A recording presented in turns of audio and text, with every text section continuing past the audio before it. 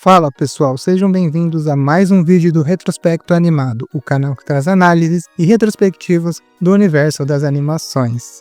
E enfim, falemos de Flow, um filme maravilhoso que acompanhamos a partir do ponto de vista de um gatinho que vive num mundo pós-apocalíptico que foi devastado por uma inundação, e onde ele vai ter que aprender a conviver com um grupo de animais muito específicos que envolvem uma capivara, um lêmure, um pássaro e um cachorro, para navegar um barco à deriva e desenvolvendo uma amizade improvável, envolto em confiança, coragem e inteligência para sobreviver aos problemas cíclicos do nosso mundo.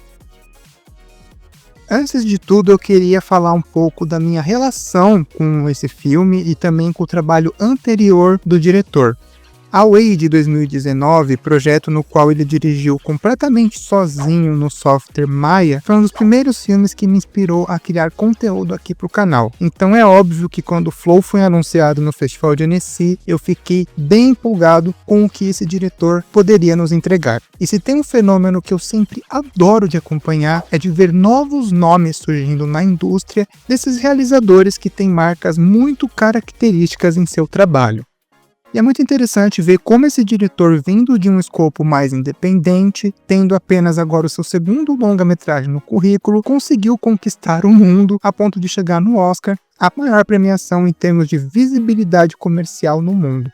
E eu devo dizer que isso é, no mínimo, inspirador e que isso deve ser considerado como um case de sucesso para ser estudado para projetos de médio e pequeno porte. E eu não estou brincando. Mas antes de abordar isso, deixa eu falar mais ou menos a trajetória do diretor até aqui. Por meados dos anos 2010 até 2012, ele realizou um curta chamado Aqua, que nada mais é que um protótipo de Flow. O curta era realizado com a técnica 2D, com traços que você pode considerar até meio feinhos, mas que já era uma sementinha do que o diretor vinha experimentar e aprimorar nos seus projetos seguintes. Inclusive tem uma rima visual muito bonita, com uma cena que o personagem corre numa rolagem lateral que é igualzinha no filme Aqua e igualzinha agora nessa versão em Flow. E eu sempre acho muito bonito quando os diretores conseguem resgatar esses seus projetos de início de carreira e transformar num projeto ainda mais bonito. A partir de então, ele começou a se envolver com softwares 3D, onde fez vários experimentos com alguns curtas bem interessantes. Um deles chamado Inseparáveis, que é um curta fofinho de um aviador que se perde numa ilha com o seu cachorro. Cachorro esse que é o mesmo que depois vai aparecer em Flow, já que o diretor tem um cachorro labrador que é muito parecido com esses personagens e que decide construir uma jangada para tentar fugir do local onde ele está isolado.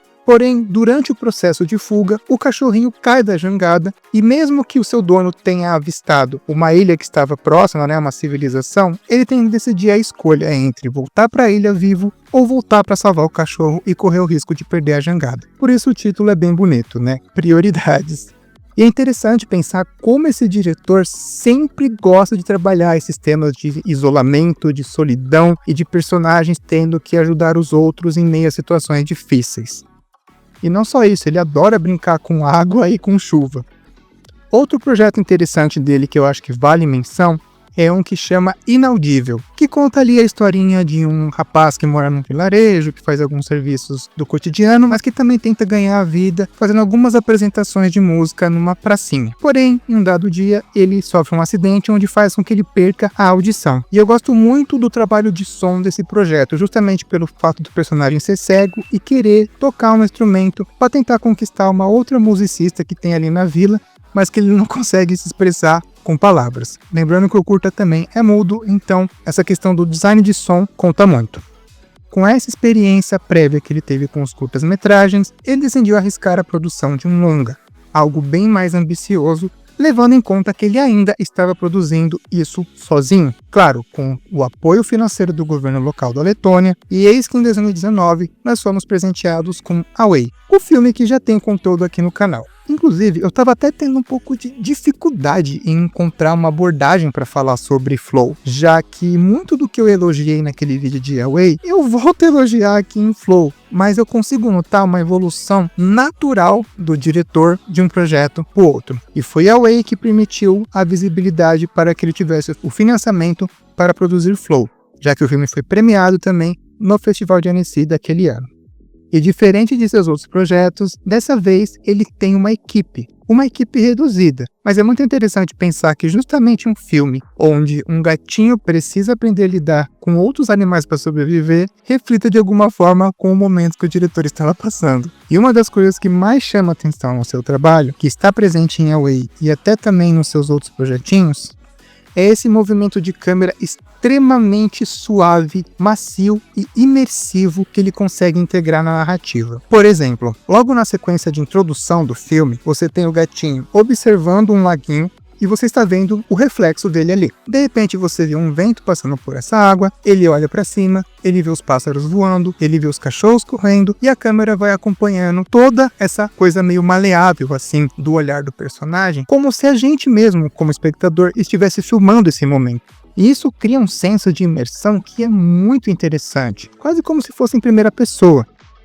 E um dos motivos para ele ter tanta agilidade assim com esse jogo de câmera é justamente porque ele utiliza, das possibilidades do 3D para criar esses experimentos, já que ele não se utiliza de um storyboard convencional, ele cria a maquete dos personagens e dos cenários no 3D e ele vai testando os movimentos como se já fosse um animatic, porque segundo o próprio relato dele, desenhar todos esses movimentos hiper engenhosos seria quase impossível num processo adicional de desenho quadro a quadro. Por mais que animações 2D, por exemplo, consigam sim simular grandes sequências de ação, e a gente tem, por exemplo, o Akira, que é simplesmente um espetáculo, o que eles conseguem fazer com o movimento das motos, o senso de tridimensionalidade, eu acredito que Flow é um filme feito para o 3D. Eu acho que existem animações, por exemplo, que às vezes elas são feitas com uma técnica e que elas poderiam se utilizar de outras, mas eu acho interessante pensar como o fato do filme ser feito num software 3D agregou para a narrativa do filme. E essa coisa maleável, ela tá tanto nos momentos intimistas, quando o gatinho na cena de introdução, por exemplo, tá caminhando até chegar em casa,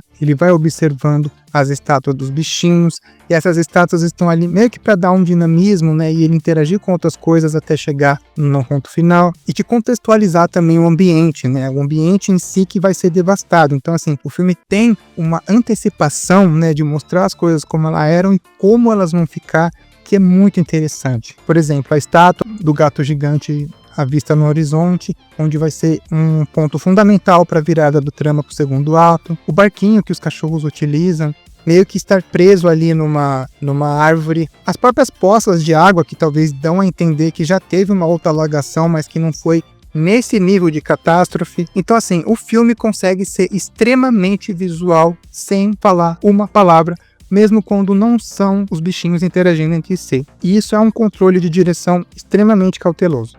Por incrível que pareça, o roteiro do filme teve, acho que no máximo, umas 35 páginas. No momento de gravação desse vídeo, eu acho que ele ainda está disponível para vocês lerem. E é muito interessante você ver um negócio tão modesto se transformou em algo tão encantador. Esse jogo de câmera também consegue evidenciar muito bem, a crescente da água. Eu acho muito bonito, por exemplo, quando ele filma assim a água entrando na frente da lente, e aí quando os personagens precisam entrar dentro da água, depois eles saem, a câmera acompanha esse movimento. Ou até mesmo quando os personagens estão interagindo, por exemplo, na cena da luta dos pássaros, para criar ali um conflito de liderança, um dos pássaros tenta se sobressair sobre o outro e a câmera dá uma volta e filma ele de cima para baixo, como se ele fosse ali o líder, daquela tribo de pássaros. Indo mais assim para o lado dos temas, eu acho muito bonito como o filme acabou pegando esses animais de diferentes espécies e trabalhou muito a construção deles através desse senso de confiança, Por exemplo, o gato sendo uma figura mais arisca, mais na dele, mais tímida, mais elegante, por assim dizer, em hipótese alguma queria entrosar com os bichinhos que iam aparecendo ali. Mas é muito bonito quando ele vê na figura do pássaro que outras espécies podem se unir. Ela entregando um peixinho para ele, ela defendendo ele da tribo dos pássaros. E uma coisa que eu acho muito bonita, assim, muito interessante, é em como todos os bichinhos, de certa forma, são tirados do seu habitat natural. Ou seja, os bichinhos terrestres acabam correndo o risco de estarem na água. Num dado momento, o pássaro, ou a pássara, eu vou considerar que ela é uma personagem fêmea, acaba quebrando a asa e é impossibilidade de voar para fugir. Então ela também foi retirada do seu habitat natural. E isso cria um paralelo muito interessante, por exemplo, com o personagem da baleia, que é um personagem místico, meio esquisito, e que aparentemente está ali também para ajudar os personagens, já que ele ajuda o gato quando ele quase morre afogado. E depois ele ajuda eles novamente quando eles ficaram presos, com a barquinha, quando eles visitam aquela cidade abandonada. E tudo isso é feito, né, através da gestualidade dos personagens. Como eu já disse lá no meu vídeo de melhores do ano, que eu indiquei o filme na categoria de Character Animation, é muito expressivo e muito bonito a gestualidade deles, porque tem um aspecto muito mais naturalista. Então, o gato age como um gato, o pássaro age como um pássaro. Eles têm movimentos assim que são limitados à capacidade física de cada animal, salvo algumas exceções, né, de licença poética, quando eles estão movimentando o remo e coisinhas do tipo. Mas é muito bonitinho ver essa dinâmica entre eles durante o filme. E é isso, eles não precisam falar nada para você entender o que eles estão sentindo com um olhar, com um gesto de cansaço, enfim. E visualmente eu acho o filme espetacular. Primeiro porque eu acho muito bonitas as ambientações da floresta e eu amo esse estilo cel shading que os personagens têm. E aí agora eu queria até fazer um disclaimer. Pelo fato, né, do filme estar crescendo na temporada de premiações e tá indicado ao Oscar, algumas pessoas podem olhar e falar, nossa, mas que desenho feio. Eu já vi até um cara comentando que parece a animação do Dolinho. Tudo bem o fato de você não gostar do visual, mas eu acho que existem outros atributos de narrativa que compensa um possível visual feio que o filme possa ter. Por exemplo, o filme é muito bem montado, ele tem uma trilha sonora espetacular com um teor bastante épico e também poético em alguns segmentos. Como eu já disse, o acting dos personagens é encantador e o filme pode ter diversas outras leituras, inclusive tem alguns amigos meus que tiveram até leituras bíblicas sobre o filme. Enfim, são vários os motivos que fizeram me apaixonar por esse projeto. E falando um pouco daquela questão, né, daquele legado que eu falei que o filme pode acabar trazendo, é que a trajetória deles nos festivais, desde Annecy, Cannes, até chegar agora no Globo de Ouro e no Oscar, foi muito inédita e foi muito especial, justamente por ser uma produtora pequena, que teve ao todo no máximo 45 pessoas trabalhando. Parte delas lá na Letônia, numa sala única, onde estava o diretor e também o roteirista, e onde boa parte do filme foi montado com a modelagem e os animatics, e uma outra ressediada na França para o processo de animação em si. E só de pensar que esse é só o segundo longa-metragem desse diretor e que o filme não teve todo esse lobby de campanhas e tudo mais, eu acho que é sim uma coisa muito inspiradora para a gente se atentar e tentar usar como um estudo de modelo de sucesso para produções pequenas. Não estou dizendo que o filme foi feito num fundinho de garagem com orçamento de uma coxinha. É óbvio que teve dinheiro envolvido, até porque para festivais importantes como Cannes e Annecy são eventos pagos, né? Mas existe também toda uma logística de eventos que são qualificados para o Oscar e a visibilidade e o networking que você vai fazendo, porque a distribuição do filme vale muito. Ou seja, independente de você gostar mais de Robô Selvagem, eu acho que o conjunto, né, do que Flow representa é um pouco mais simbólico e que isso acabe trazendo mais projetos de escopos menores, conseguindo visibilidade na temporada. E como eu já me estendi muito, eu vou passar a palavra para o Sr. Balcão, que é o convidado aqui da vez, onde ele vai trazer também suas impressões do porquê ele também gostou pra caramba desse filme. Muito obrigado pelo espaço, Rogério. E bem, meu caro público, vamos então contar essa história. Tudo começou em meados de 2018, quando o Monark e o Igão acharam que mais alguém além deles ia querer ficar escutando 4 horas deles falando merda sem parar na frente de uma câmera. E, Sr. Balcão? O quê? Você sabe que o vídeo é sobre o filme Flow, né? A animação de cada Oscar e... Tá, sim. Com certeza. Esse Flow, sim, sim. Então eu só brincando, velho. Você acha que eu não sabia aqui? Você acha que eu não sabia? Agora sim, vamos pro vídeo mesmo. O que dizer sobre Flow? É um drama denso, só que é uma animação. Animação que por acaso é simples visualmente, mas extremamente perfeccionista em detalhes como a gravidade e a movimentação dos animais. De forma que soa uma aventura bem real com esses personagens, só que simultaneamente é uma animação extremamente surrealista, muito mais próxima de algo que o Miyazaki faria que qualquer outra animação europeia muda normalmente consegue fazer. E tudo isso só olhando para a superfície, é uma animação realmente muito peculiar, difícil de comparar com outras e difícil de descrever para alguém se não mostrando. E a essa altura da história do cinema, com mais de 100 anos nas costas, não é sempre que recebemos uma obra tão especial e original como essa. Algo que soa como uma genuína transgressão ou ampliação dos limites da linguagem cinematográfica. De forma que eu me recuso a tentar mastigar e entregar de mão beijada para as pessoas qualquer significado mais objetivo e claro que os simbolismos e abstrações do longa querem discutir. Em parte porque eu realmente me peguei não entendendo porra nenhuma do que estava acontecendo em alguns momentos. Bem, talvez. Mas muito mais do que isso, porque Flow coloca em xeque a necessidade de algo tão banal e arbitrário quanto um vídeo de final explicado. E não, eu não tô querendo implicar aqui que Flow seja um daqueles exercícios estéticos ou estudantis de fazer algo tão disforme que força o público a projetar significados em uma tela em branco vazia e pretensiosa. Não, Flow é bem mais complexo e profundo que isso. De elementos bíblicos a possíveis alusões de um futuro distópico com a humanidade extinta e a Terra sendo dominada por esses animais, até possíveis pinceladas de que estamos em um universo de idolatria e falsos deuses que a gente vê pelo cenário, até verdadeiros contatos espirituais inexplicáveis, temas como a implacabilidade da natureza versus a resiliência da força de vontade dos seres vivos. Flow transmite, através de uma experiência visual e sonora ultra sensível e poética, uma gama de conceitos e peças tão fascinantes que o jogo que o espectador cria em montá-las na sua mente difere até mesmo do que normalmente sentimos com esses filmes. Sinto que até pelo nome Flow, trata-se de uma energia e sensação muito mais próxima de quando ouvimos alguma música do que quando vemos um filme.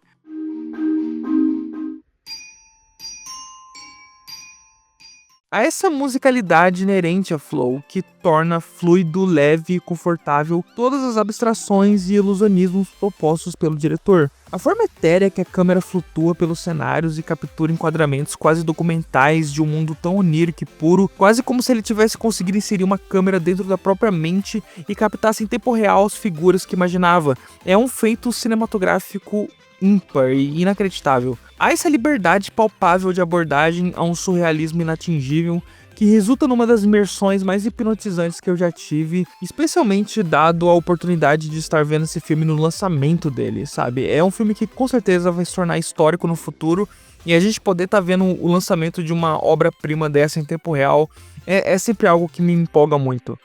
E especialmente no mundo das animações, eu sinto que é algo que tem acontecido até com certa constância em tempos recentes. Uma obra que eu tenho certeza que imediatamente no seu lançamento já está remodelando na mente de inúmeros artistas e criadores o que eles consideravam o limite da mídia.